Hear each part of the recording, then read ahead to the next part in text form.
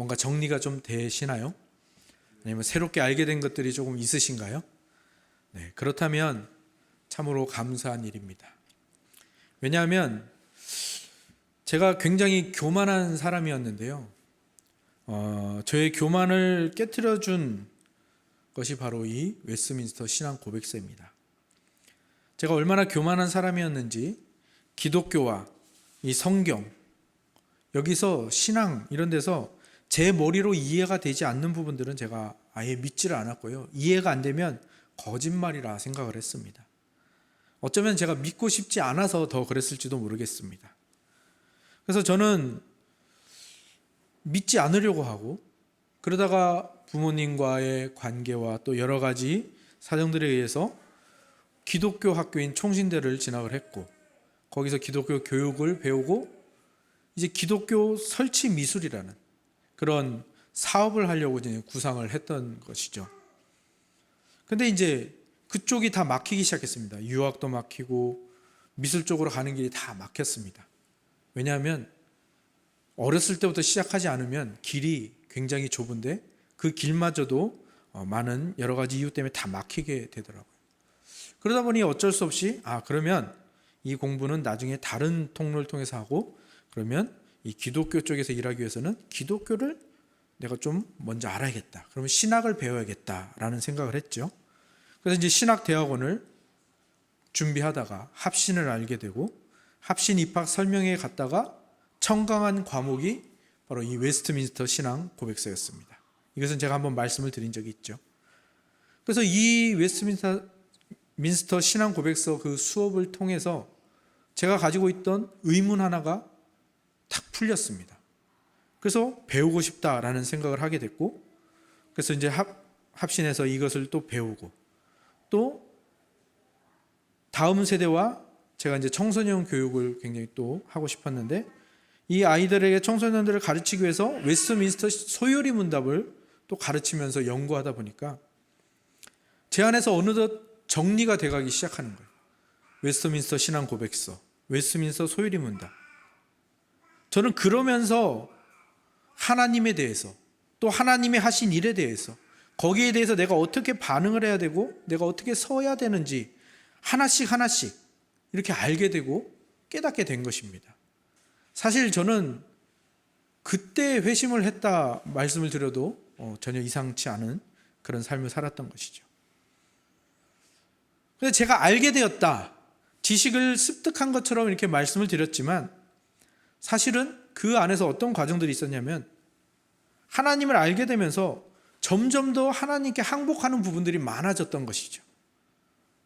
그래서 결국은 하나님께 이렇게 가까이 오게 되고, 항복한 바, 내가 깨달아서 항복한 바를 내가 다음 세대에게 전해야겠다라는 그 마음을 먹고 이 목회의 길을 제가 이렇게 가게 되고 여기까지 오게 된 것이죠.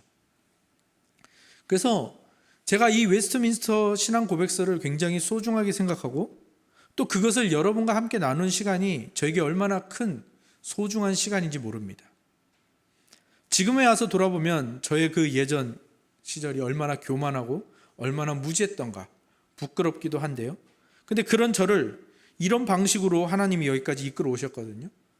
그래서 그 위대함, 하나님의 위대함, 그리고 한없는 은혜, 그것을 제 안에서 고백하는 것들이, 그리고 하나님이 저를 이끌어 오신 방법을 여러분과 함께 나누는 것들이 저에게 굉장히 소중합니다.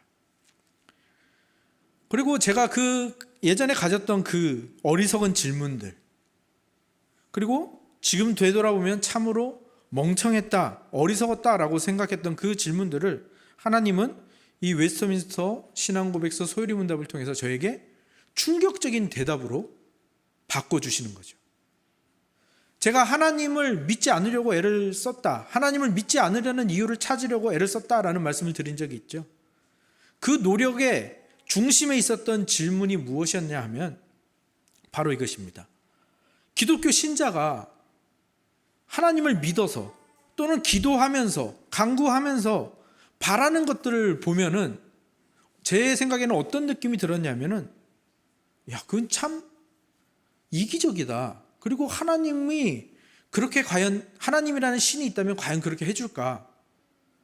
그 기독교 신자가 기도하는 그 신자에게 하나님이 특별히 찾아와서 그의 소원을 들어주려면 다른 사람과 비교해서 공평하지도 않고 또 그 사람에게 찾아와서 그를 도와준다면 그것은 무언가 지금까지 그 이루어져 왔던 어떤 법칙을 깨트리는 건데, 제 생각엔 굉장히 무식한 일인데 과연 그런 일을 하는 존재를 신이라 부를 수 있을 것인가? 그 존재를 과연 하나님이라 부를 수 있을 것인가? 이게 과연 바른 종교일까? 제가 가진 의문이었습니다. 근데 제가 웨스트민스터 신앙고백서를 만났을 때 이 웨스트민스터 신앙고백서는 저의 이 어리석은 질문을 가장 지혜롭고 은혜로운 대답으로 깨트려 줍니다. 제가 합신에 입학해서 가장 먼저 선택한 과목이 이 웨스트민스터 신앙고백서 강설 2였습니다. 그리고 그 2 수업의 첫 주제가 오늘 함께 나누실 이 언약이라는 주제였습니다. 근데 이 언약이라는 파트가 어떻게 시작하냐면요, 제가 읽어드릴 텐데요, 잠시 들어보시기 바랍니다. 하나님과 피조물 사이의 간격이 너무 크기 때문에 비록 이성적인 피조물에게는 하나님을 그들의 창조주로 순종해야 할 의무가 있지만 그들은 하나님에게서 무슨 축복이나 상급을 결코 보상으로서 얻을 수가 없다. 오직 하나님 편에서 자원하여 겸손히 낮아지심으로써 가능해졌다. 그런데 그 은혜를 하나님께서는 언약이라는 수단으로 하여 나타내시기를 기뻐하셨다. 그러니까 제가 가졌던 의문의 중심이 바로 이 언약에 있었던 겁니다. 저의 예상대로 피조물인 이 사람은 하나님께 무슨 축복이나 상급 이런 것들을 기도의 대가라든지 또는 어떤 행동의 보상이라든지 이런 걸로 결코 얻을 수가 없는 겁니다. 오직 인간에게 주어진 것은 사실 하나님을 창조주로서, 피조물이니까요, 피조물이 창조주 하나님을 순종해야 될 그 의무밖에 없는 거예요, 원래는. 그러나 그것이 가능해졌어요. 왜 가능해졌죠? 어떻게 가능해졌습니까? 하나님이 자원해서, 하나님이 자발적으로 자신을 최대한 낮추신 거예요. 그래서 그게 가능해졌어요. 우리가 하나님으로부터 축복이나 어떤 그 상급을 받을 수 있는 것이 그래서 가능해졌다라는 겁니다. 그리고 그것을 다른 말로 언약이라 부른다라는 것입니다. 그러니까 이 언약이라는 이 두 글자에 담긴 그 하나님의 위대한 사랑, 그 놀라우신 은혜, 한없는 은혜를 제가 그때 깨달았던 거죠. 내가 생각했을 때 무식하다고 생각했던 거, 내가 생각했을 때 비상식적이라고 생각했는데 하나님이 그 비상식적인 일을 하신 겁니다, 저에게. 왜요? 저를 사랑하시니까요. 그게 언약이라는 뜻입니다. 근데 우리는 이 언약이라는 말이 너무 익숙해져 있죠. 지난 시간에도 죄와 타락에 대해서 다루면서 선악과 언약이라는 말이 나왔는데 우리는 이 선악과 언약에서도 언약이라는 말에 집중이 되는 게 아니라 어디에 집중이 됩니까? 선악과에 집중이 돼요.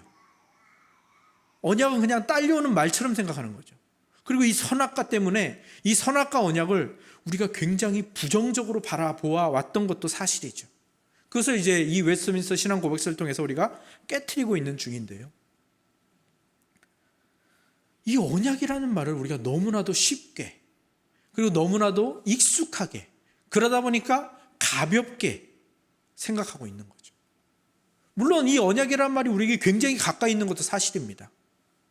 우리가 가지고 있는 이 성경이 무엇과 무엇으로 되어 있습니까? 구약과 신약. 구약이 뭡니까? 옛 언약. 신약이요? 새 언약. 그래서 언약을 우리가 너무 가까이 가지고 있으니까 그래서 또한 너무 흔하게 여기고 있는 건 아닌가 그런 생각도 하게 됩니다. 그리고 우리 신자들에게 그냥 구약과 신약이라는 것이 언약으로 다가오기보다는 어떻습니까? 그냥 성경의 중간을 딱 나눠가지고 앞부분과 뒷부분 나누는 정도, 아니면 예수님이 오시기 전과 오신 후 그 정도 나누는 시대의 구분 정도로 생각하기가 쉽죠. 하지만 신약과 구약이라는 말 자체에서 뭐가 들어있는 겁니까? 이 성경이, 그리고 이 성경이 가리키고 있는 예수님이 언약 그 자체이다라는 것을 우리에게 말해주고 있는 거죠. 그러니까 이 언약이라는 것이 얼마나 많은 것을 담고 있고요, 얼마나 은혜로운가, 그리고 우리의 받은 이 언약 속에 담긴 축복이 얼마나 어마어마한가가 다 들어있는 거죠. 성경도 하나님이 자기 자신을 낮추셔서 인간의 언어로 주신 말씀이잖아요. 예수 그리스도 어떻습니까?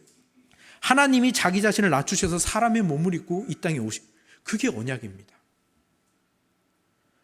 근데 우리는 이 언약이라는 것이 너무나도 익숙하고 흔해지고 가벼워지고 그러다 보니까 이 언약을 자꾸 어떤 식으로만 생각하냐면, 나는 원하지 않는데 하나님이 자꾸 나에게 뭔가 재촉하는 것처럼, 또는 하나님이 자꾸 우리와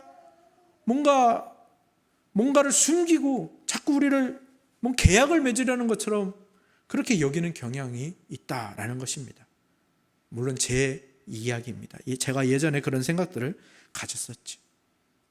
그러나 우리가 잠깐 살펴본 바에 의해서도 이 언약이라는 것은 결코 가벼운 것이 아니고, 우리에게 주어질 수 없는 축복이, 그 놀라운 축복이 하나님의 호의, 하나님의 자발적으로 자기를 겸손하게 낮추심으로 비로소 우리에게 주어진 놀라운 축복이라는 것을 우리가 바로 알았으면 좋겠습니다.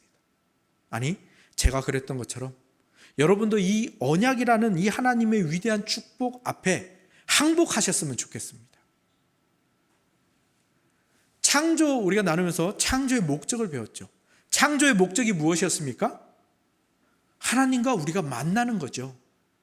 선악과 언약이 그것을 위해서 주어진 거 아닙니까? 창조의 목적을 위해서 우리가 하나님과 만나서 하나님 안에 거하면서 그 하나님 안에 있는 생명과 복과 진리를 누리는 것, 이것이 선악과 언약의 목적이었잖아요. 근데 아까도 말씀드렸다시피 이러한 축복이, 이러한 말 자체가 사실은 우리에게 성립될 수 없었던 것이라고요. 결코 우리에게 주어질 수 없는 부분이라는 것입니다. 아까 읽어드린 그 언약 파트의 첫 문항처럼 하나님과 우리 사이의 간격은 너무나도 커서 도저히 좁혀질래야 좁혀질 수가 없는 것입니다. 우리가 아무리 애를 써도 하나님 안으로 들어갈 수가 없고요. 그래서 우리가 하나님 안에 있는 그 복을 애시당초 누릴 수가 없는 거예요. 그러니까 창조의 목적조차도 사실은 우리가 이룰 길이 없는, 창조의 목적은 둘째치고 하나님께 가까이 갈래야 갈 수 없는, 그런 능력이 전혀 없는, 그것이 우리의 존재의 그 민낯이라는 것을 우리가 분명히 기억해야 합니다. 근데 단 하나의 유일한 방법이 생긴 거예요. 어떻게 생겼다고 했습니까? 하나님께서 자발적으로 겸손하게 자기를 낮추셨기 때문에. 그걸 다른 말로 뭐라고 합니까? 하나님이 우리를 찾아오셨다.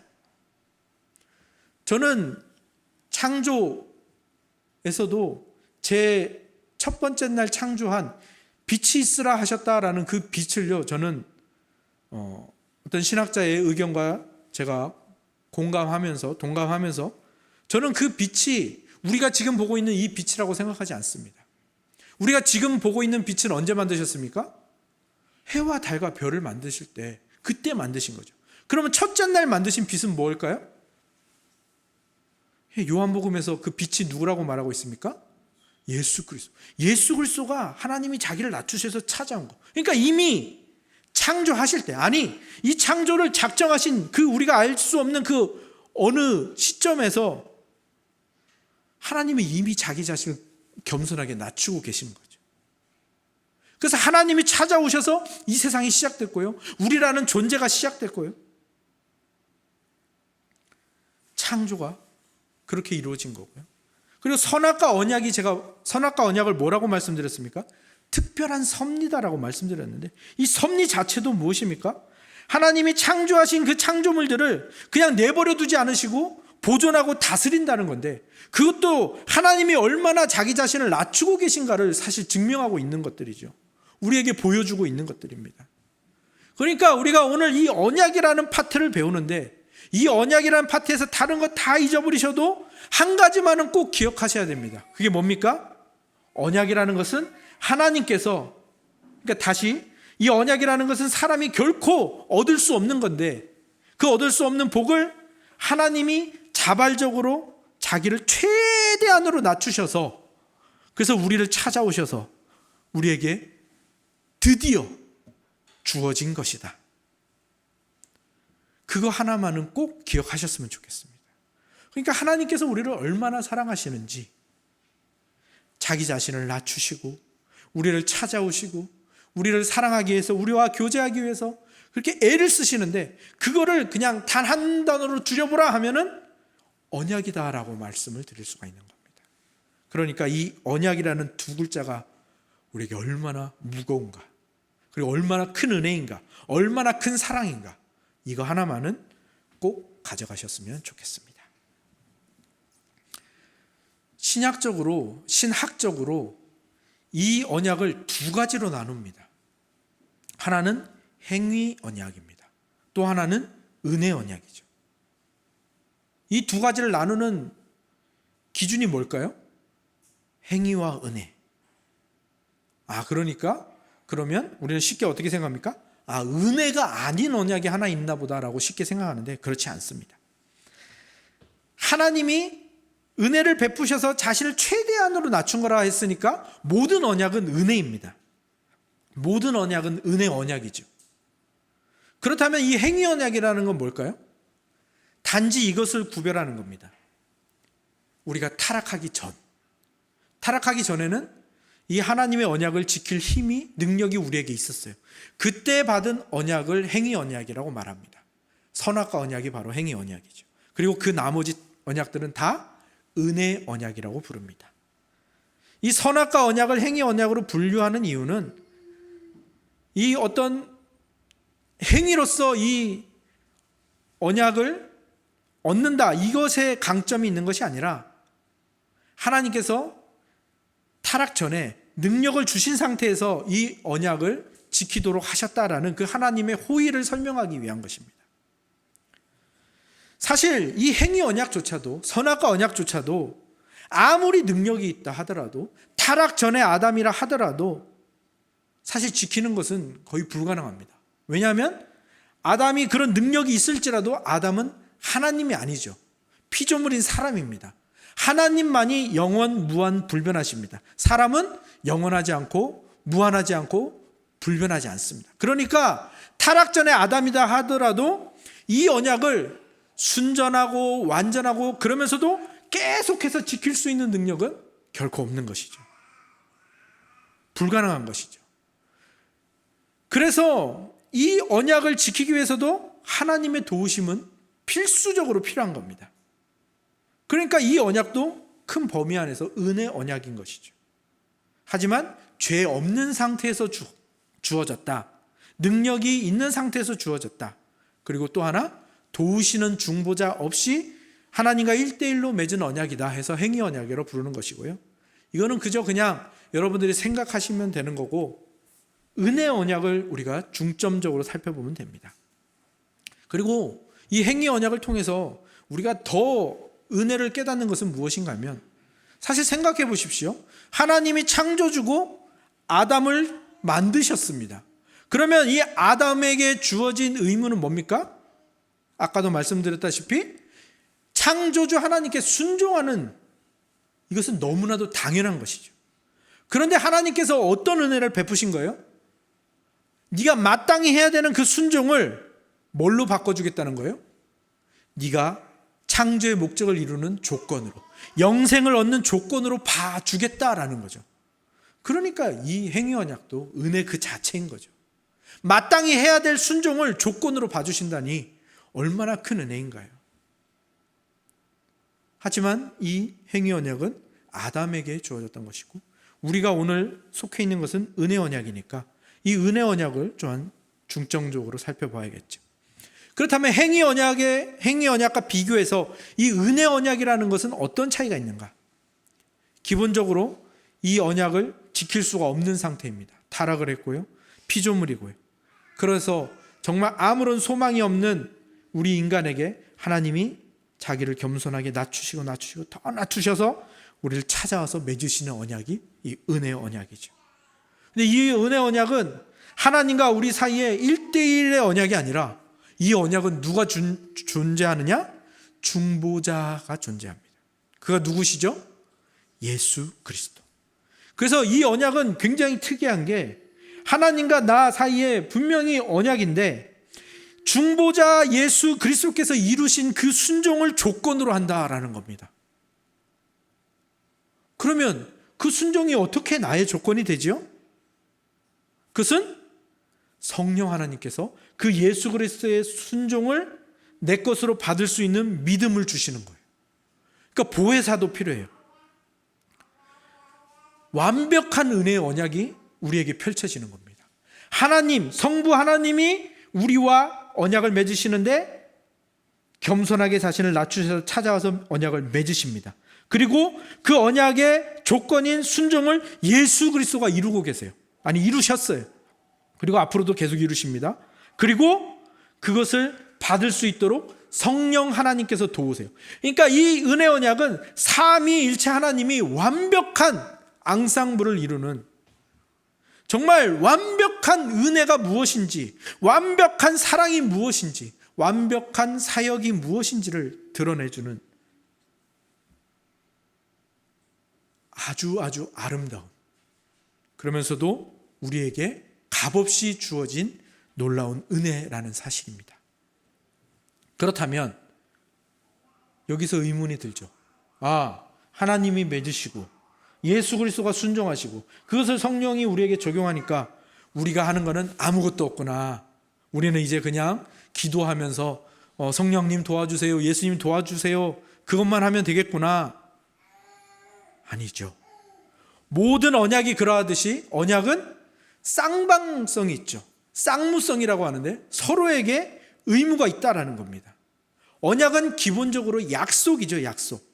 그래서 하나님께서는 이 언약이라는 것을 통해서 죄사함으로 값없이 구원하고 영생을 주겠다는 약속을 하십니다.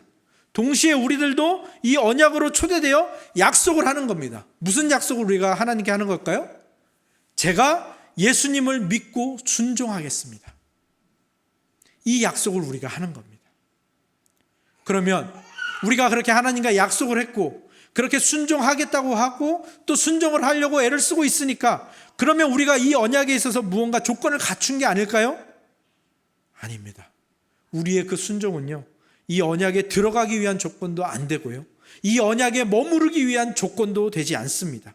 이 언약에 들어오는 것도 머무르는 것도 다 예수 그리스도의 그 순종만으로 되는 겁니다. 그러면 우리의 순종은 뭔가요? 우리의 순종은 그 하나님의 한없는 은혜와 예수 그리스도의 그 십자가의 사랑과 성령 하나님의 그 교통하심에 감사하고 있다는 그 감사의 그 고백의 증거의 열매들입니다. 그러니까 조건이 아니라 증거인 겁니다. 조건은 누가 이루셨습니까? 예수 그리스도가. 근데 그 예수 그리스도를 내가 믿고 순종하겠다는 것은 내가 이 언약 안에 들어와 있다는 증거가 되는 것이죠. 그러니까 우리가 예수 그리스도를 닮아가려고 하나님을 순종하려는 것은 내가 이 은혜 언약에 들어가야겠다라고 순종하는 게 아니라 왜 순종하는 겁니까? 내가 은혜 언약 안에 들어와 있구나. 그러니까 나에게서 순종이 드러나는 거죠. 한마디로 말하면 반응입니다. 반응. 그리고 우리의 순종이 사실 이 언약의 증거가 될 수 있을까요? 절대 될 수 없죠. 여러분의 순종을 한번 생각해 보십시오. 저는 이 말씀을 준비하면서 제가 하나님 앞에 과연 내 순종이 조건이 될 수 있을까? 라고 생각해 봤는데 전혀 자신이 없습니다. 제가 예수님을 닮아가려는 시도도 해보고 순종하려고 애를 쓰기도 하지만 항상, 그리고 많은 경우에 용두사미로 끝납니다. 작심삼일로 끝납니다. 무슨 말인지 아시죠? 시작은 굉장히 창대했지만 지속이 안 됩니다.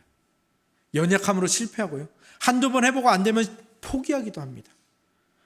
정말 불완전한 순종이죠. 근데 놀라운 게 무엇입니까? 하나님께서는 그 우리의 불완전한 순종을 예수 그리스도 안에서 완전한 순종으로 보아주신다라는 사실입니다. 그러니까 우리가 하나님께 대한 감사의 반응이 분명하다면 그것을 완전한 순종으로 봐주신다는 거예요. 완전한 의로 받아주시고 여겨주신다라는 겁니다. 이게 바로 은혜 언약의 정체인 것입니다. 그리고 이 언약에는 기가 막힌 신의 한 수가 들어있습니다. 오늘 읽으신 본문을 보시면 예수님이 이 땅에 오셔서 첫째 것을 폐하고 둘째 것을 세우려 하신다고 하는데요, 아담이 실패한 첫째 언약을 폐하시고 둘째 것인 은혜 언약을 세우려 하신다라고 보셔도 무방합니다. 그런데 그 둘째 언약을 어떻게 세우시는가? 10절을 우리 같이 한번 읽어볼까요? 10절입니다. 10절 읽겠습니다. 시작.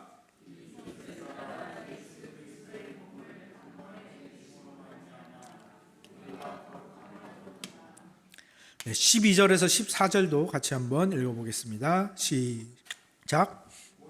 그리스도는 죄를 위하여 한 영원한 하나님 우편에 앉으사 그 후에 자기 원수들을 자기 발등상이 되게 하실 때까지 기다리시나니 그가 거룩하게 된 자들을 한 번의 제사로 영원히 온전하게 하셨느니라. 아멘. 그러니까 예수 그리스도의 몸을 단번에 들이심으로 말미암아 이 둘째 언약을 세우셨다라고 합니다. 이게 어떤 의미가 있냐면요, 여러분은 그런 생각을 해보신 적이 있으신지 모르겠습니다. 예수님이 왜 이 땅에 성인으로 오셔가지고 오자마자 십자가 지시고 죽으시고 이 구원을 이루시면 될 텐데 왜 그렇게 하지 않으시고 왜 아기의 모습으로 이 땅에 오셨고 또 그렇게 30살까지 자라시고 그 다음에 3년간의 그 공생의 사역을 하신 뒤에 십자가에서 죽으셨을까? 그런 생각을 해보신 적이 있으신지요? 여기에는 다른 많은 이유들이 있겠지만 처음부터 끝까지 다 우리를 위한 이유밖에 없습니다. 우리를 향한 배려밖에 안 들어 있습니다. 그 중에서도 오늘 우리가 배우고 있는 이 언약과 관련해서 그 중에 한 가지를 짚어보려고 하는데요, 먼저 예수님께서 자신을 낮추셔서 우리들을 찾아오셨으니까 그 자체가 언약이라는 것은 우리가 알 수 있고요, 그렇다면 예수님이 이 땅에 오셔서 그 세월을 보내셨을 때, 특히 그 3년간의 공생의 사역을 하시는 그 시간들이 어떤 시간들이었던 겁니까? 그 언약을 우리와 체결하는 그 시간으로서 이 땅에 시간을 보내신 겁니다. 특히 제자들을 부르시고 함께 사역하신 그 3년간의 사역, 그 시간이 언약을 약속으로 주시는 시간들이고 그 언약을 맺는 시간들입니다. 그리고 이제 공생의 기간이 끝나고 예수 그리스도께서 어떻게 되죠? 십자가에서 죽으세요. 그러면 그동안 제자들과 나누신 말씀과 약속들이 무엇이 되죠? 유언이 됩니다. 유언. 그 실제로 성경은 이 언약을 빈번하게 하나님의 유언이라고 표현을 합니다. 저는 이것이 신의 한 수라고 생각을 합니다. 왜 언약이 유언이라는 것이 신의 한 수이죠? 유언이라는 것은 언제 효력이 발생합니까? 죽어야 됩니다. 그럼 죽어서 효력이 발생하면 그 효력은 그 시점부터 영원한 겁니다. 유언을 남긴 자가 죽어야 효력이 발생합니다. 그럼 지금 우리는 이 언약의 효력이 우리에게 발생하고 있습니까? 발생하지 않고 있습니까? 발생하고 있어요. 왜요? 이 언약을 우리와 맺으신 예수 그리스도가 죽으셨기 때문입니다. 이것이 신의 한 수입니다. 그 효력이 지금 우리 안에서 발동하고 있다고, 그 고백, 그리고 그 발동한 효력이 영원하다라는 그 고백, 그것들을 우리에게 주고 계시는 것이 이 유언이라는 말입니다. 그리고 그것을 늘 우리에게 기념하고 기억나게 하는 게 뭐죠? 네, 강단에서 선포되는, 교회에서 선포되는 말씀과 또 그분이 제정하신 성례를 통해서 우리는 그분의 죽으심을 기억하고 기념합니다. 왜요? 그분이 죽으심으로 우리 안에 이 은혜 언약이 발동하고 있기 때문이죠. 우리가 은혜 언약 속에 있다라는 것을 늘 생각나게 하는 것이 말씀이고, 그 말씀을 우리 눈에 보고 느끼도록 우리가 직접 먹도록 하는 이 성례에 그것이 다 들어있는 겁니다. 왜 참된 교회의 표지가 말씀의 바른 선포와 왜 성례의 집행, 이 두 가지가 거기에 포함되는지 언약과 비교해서, 언약을 통해서 이것을 생각해 보면 더 풍성한 은혜가 넘치게 되는 것이죠. 하나님이 우리를 찾아오셨을 뿐만 아니라 그 언약이 효력이 발동해서 영원히 변하지 않게 하기 위하여 자신이 죽으셨고, 그것을 잊지 않고 계속 생각나게 하기 위하여 교회를 주셨고, 교회를 통하여 말씀을 선포하시고 보이는 말씀인 성례를 계속해서 집행하게 하시는 것입니다. 그래서 우리는 예수 그리스도가 언약이시고, 그 예수 그리스도가 죽으심으로 말미암아 그 언약의 효력이 우리 안에서 영원토록 발동하게 된 것과 그 은혜와 사랑 속에서 우리가 벗어날 수 없는 존재임을 늘 기억하고 늘 찬양하고 늘 감사하는 거죠. 그리고 그 감사가 뭘로 나타난다고요? 예수 그리스도에게 순종하는, 그 은혜의 언약 속에 들어있다는 증거로 우리 삶에서 계속해서 나타나게 돼요. 이 영원한 효력 속에 우리가 살아가게 되는 것이죠. 사실 이 언약에 대해서 다룰 부분은요, 굉장히 많습니다. 이 지금 나눈 거 외에도 굉장히 많은데 오늘은 제가 가장 기본적인 것들만 골라서 다루었습니다. 왜냐하면 이 언약이라는 것이 무엇인가를 아는 것이 가장 중요하기 때문이죠.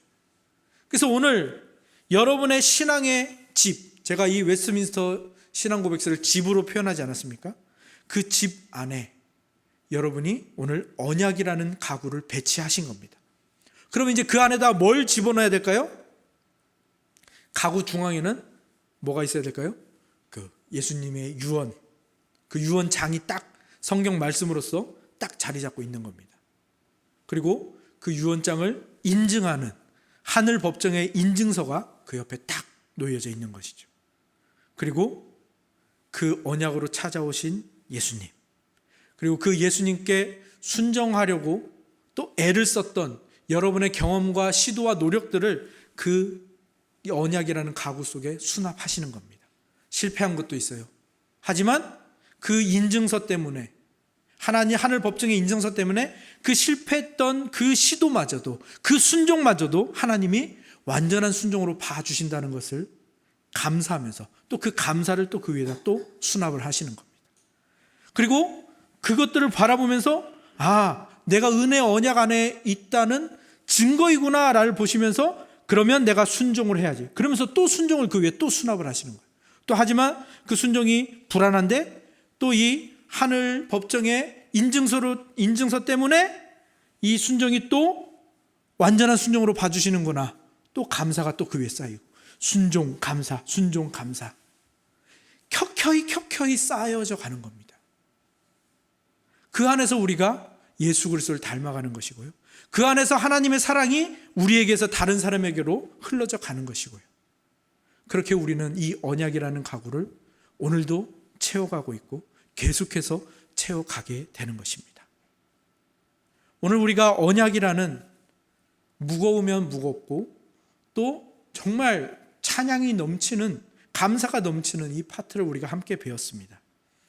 자신을 최대한으로 낮추셔서 나를 찾아오신 하나님, 그 하나님과의 언약, 그 약속, 불완전하지만 완전한 것으로 봐주시니까 감사함으로 그렇게 매일매일 아름답게 이 순종과 감사를 이루어 가시는 우리 천은 공동체가 되기를 주님의 이름으로 축원하고 소망합니다. 아멘. 기도하겠습니다.